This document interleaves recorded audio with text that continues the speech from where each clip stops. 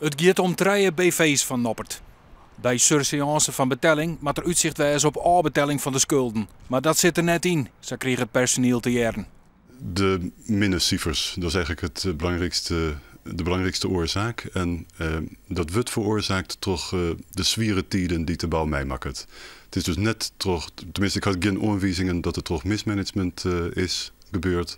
Maar het is werkelijk omdat de oornemingsbedragen die gerealiseerd worden kunnen zo min binnen dat het geen winst oplevert. Noppert hier verdienen hier een verlies van goed 3 miljoen euro. Faillissement maakt het oername makkelijker. De werknemers die worden ontslaan en een oernemer die kan zeggen welk bestanddeel van werknemers hij of zij oernemen wil. En mijn benadering is dan wel zo dat ik zo vol mogelijk werknemers mij gaan litten wil. Dus dat waagt het wel mij in de beslissing om de zaak te verkeepjen. Morgen krijgen alle werknemers een brief. Is dat een emotionele bijeenkomst?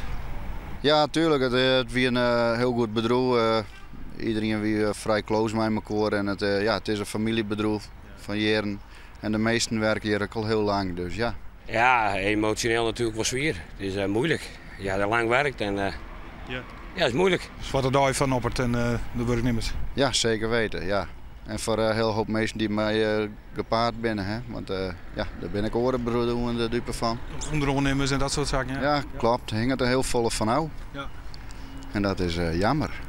Voor het onderdeel Noppert Tilt-up is belangstelling van verschillende gadingmakkers. De horen 2 bedrijven blijven dicht.